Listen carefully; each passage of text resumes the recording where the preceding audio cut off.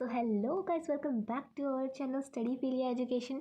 मैं शिवानी अपनी second video के साथ आज दोबारा आपके साथ आ गई हूँ। पिछली क्लास में हमने गुप्ता पीरियड के बारे में रीड किया था कि गुप्ता पीरियड हुन्स के अटैक के बाद वीक हो गया था और डिक्लाइन हो गया था। सो गुप्ता पीरियड के बाद आ जाता है हम पोस्ट गुप्ता पीरियड में। चलिए वीडियो स्टार्ट कर लेते हैं। सो पोस्ट गुप्ता पीरियड का जो टाइमिंग था वो 550 से लेकर 647 AD तक चला था। चलिए पोस्ट गुप्ता पीरियड के बारे में थोड़ी जानकारी ले लेते हैं कि पोस्ट गुप्ता पीरियड को हम वर्धना डायनेस्टी के नाम से भी जानते हैं। तो कंफ्यूज नहीं होना है आप सभी को कि वर्धना डायनेस्टी और पोस्ट गुप्ता डायनेस्टी जो है वो सेम ही है। So Vardhana dynasty is founded at Thaneshwar. जो वर्धना डायनेस्टी की खोज हुई थी वो सबसे पहले थानेश्वर में हुई थी। So it probably begin in the beginning of 6th century.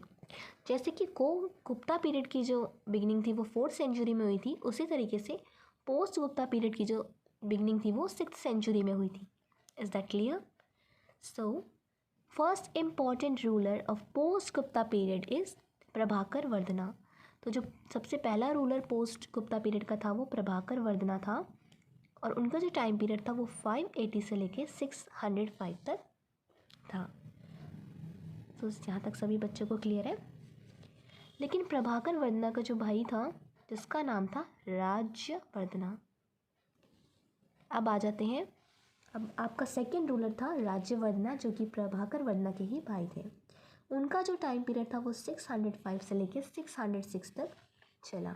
अब राज्यवर्धना के टाइम पे काफ़ी सारी परेशानियाँ आने लगी, जैसे कि मैं आपको एक स्टोरी काइंड ऑफ समझाऊंगी, आपको स्टोरी में ही सब कुछ समझ में आ जाएगा।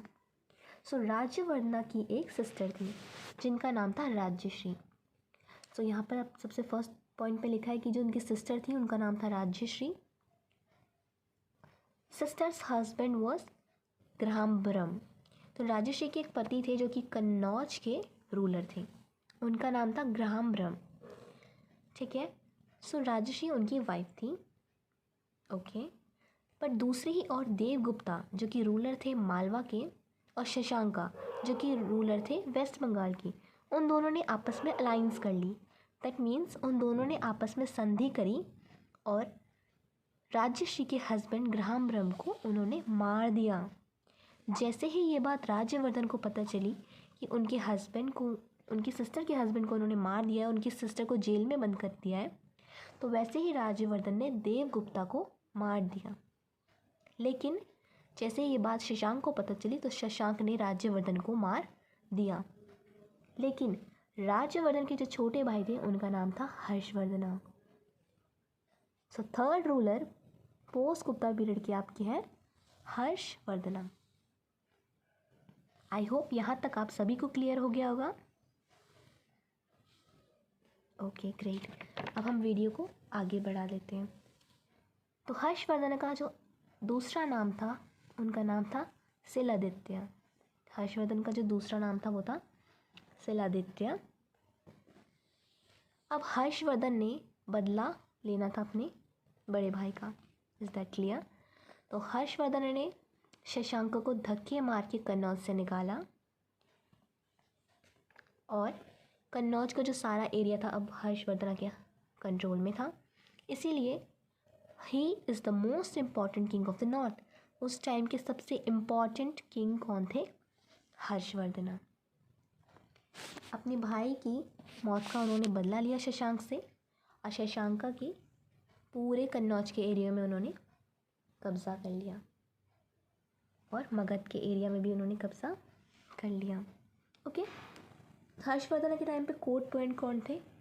बाणाभट्टा। ये बात काफ़ी इंपॉर्टेंट है, काफ़ी बार क्वेश्चन पूछा जा चुका है एग्जाम्स में कि हर्षवर्धन के टाइम पे कोर्ट पोएट कौन थे। तो हर्षवर्धन के टाइम पे बाणाभट्टा जो थे वो एक कोर्ट पोएट थे। और ये क्वेश्चन भी पूछा जा चुका है कि कौन सा चाइनीज़ पिलग्रिम हर्षवर्धन के टाइम पे आया था उनके कोर्ट में। सो ह्यूनसांग जो थे बहुत इंपॉर्टेंट चाइनीज़ पिलग्रिम थे। पिलग्रिम का मतलब मैं आपको समझाया था पिछली क्लास में भी, जो यात्री ट्रैवल करने के लिए निकलते हैं उनको कहते हैं पिलग्रिम। ठीक है, तो हर्षवर्धन के टाइम पे कौन विजिट किया था? Hiuen Tsang. Okay, so according to Hiuen Hiuen ने ये लिखा है कि नालंदा यूनिवर्सिटी जो थी वहाँ के विलेजेस के रेवेन्यू से उसको मेंटेन किया जाता था। अब हर्षवर्धन की जो डेथ थी वो 647 AD में हो गई थी। सो आई होप आप सभी को ये जो मैंने समझाया है अभी गुप्ता पीरियड सब कुछ क्लियर हो गया होगा। सो अब आ जाते हैं हम कुछ इम्पॉर्टेंट क्वेश्चंस में जो कि आपको आज की वीडियो के बाद क्लियर हो गए होंगे। So the first question is the university which became famous in Gupta era. तो वो कौन सी यूनिवर्सिटी थी जो गुप्ता एरा में काफ़ी ज़्यादा फेमस हुई थी? तो आपको सभी को पता है कि वो नालंदा यूनिवर्सिटी थी जो गुप्ता एरा में बहुत ज़्यादा फेमस हो गई थी। Is that clear? चलिए अब मूव करते हैं सेकेंड क्वेश्चन की ओर। Banabhatta is court poet of which emperor. जो तो बाणाभट्टा थे वो किस एम्परर के कोर्ट पोएट थे? So Banabhatta was the court poet of king Harshavardhana और उन्होंने हर्षवर्धना की बायोग्राफी भी लिखी है जैसे हर्षचरिता और कदम्बरी। तो याद रखिएगा बाणाभट्टा ने हर्षवर्धना की काफ़ी सारी बायोग्राफीज़ भी लिखी हैं जैसे हर्षचरिता और कदम्बरी। ओके आ जाते हैं नेक्स्ट क्वेश्चन में। The title of Indian Napoleon is attach to. तो ये इंडियन नेपोलियन का टाइटल किससे जुड़ा हुआ है? समुद्रगुप्ता से। सो ये क्यों जुड़ा था? मैंने आपको बताया था क्योंकि उनकी जो मिलिट्री थी वो काफ़ी ज़्यादा स्ट्रॉन्ग हुआ करती थी। उन्होंने कोई भी वॉर जो है हारी नहीं थी, सारी की सारी वॉर्स जो है वो जीत जाते थे क्योंकि उनकी मिलिट्री बहुत ज़्यादा पावरफुल थी। किसकी? समुद्रगुप्ता की। ओके अब मूव करते हैं नेक्स्ट क्वेश्चन पे। Okay poet Kalidas lived in the court of. Poet Kalidas किसके कोर्ट में रहते थे? सो आप सभी को इसका आंसर पता है। पोएट कालिदास जो थे वो विक्रमादित्य के कोर्ट में रहा करते थे और उन्होंने काफ़ी सारे पोएट्रीज भी लिखी हैं जैसे मेघदूत, कुमार संभव, अभिज्ञान। तो ऐसी काफ़ी सारी पोएट्रीज उन्होंने लिखी हुई हैं। क्लियर है? ओके ना मूव करते हैं फिफ्थ क्वेश्चन पे। Whose achievements are recorded in the Allahabad pillar inscription. अब इलाहाबाद पिलर इंस्क्रिप्शन में किसकी अचीवमेंट्स रिकॉर्ड की जाती हैं? ये क्वेश्चन भी मैंने आपको कराया हुआ है। सो समुद्रगुप्ता की सारी अचीवमेंट्स इलाहाबाद पिलर इंस्क्रिप्शन में आपकी रिकॉर्ड की गई है। Okay when did the first Huns invasion take place. तो हून्स का जो सबसे पहला इन्वेजन था, सबसे पहला अटैक उन्होंने कब किया था? 458 AD पे उन्होंने सबसे अपना पहला अटैक किया था। ओके मूव कर लेते हैं नेक्स्ट क्वेश्चन पे। The Gupta king who assume the title of Vikramaditya. वो कौन सा किंग था जिन्हें विक्रमादित्य का टाइटल मिला था? सो चंद्रगुप्ता टू।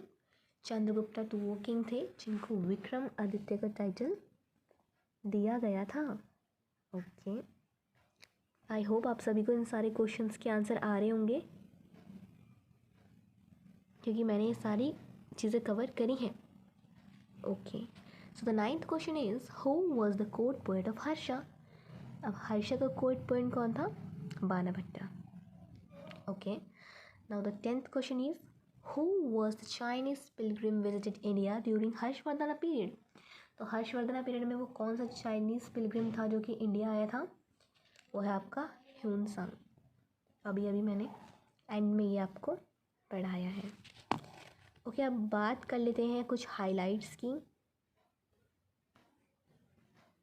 क्लास की एंड में हम कुछ हाइलाइट्स देख लेते हैं जैसे Nalanda university was a great centre Buddhism in learning. तो नालंदा यूनिवर्सिटी में सिर्फ बुद्धिज़्म का ही ये सेंटर था जिसमें काफ़ी ज़्यादा लर्निंग होती थी। ओके अब फर्स्ट रूलर कौन था गुप्ता डायनेस्टी का? श्रीगुप्ता। फाउंडर भी श्रीगुप्ता ही थे और फर्स्ट रूलर भी श्रीगुप्ता ही थे। ओके अब हुन्स कौन थे? Hund's were the nomadic tribes of central Asia. Hund's कौन थे? वो ऐसे ट्राइब्स थे जो कि सेंट्रल एशिया की ओर से आ रहे थे। Okay the official court language of Gupta dynasty. Gupta dynasty की जो कोर्ट लैंग्वेज थी वो कौन सी थी? संस्कृत। ये सब आपको पता है। Okay, the introductory capital of Harsha is Thaneshwar. जो हर्षा की कैपिटल थी वो थी Thaneshwar. Is that clear? So आज की वीडियो को हम यहीं एंड करते हैं। अगर आपको कोई भी इस वीडियो से रिलेटेड कोई भी डाउट हो आप मुझे कमेंट सेशन में बता सकते हैं। सो आज के लिए बस इतना ही।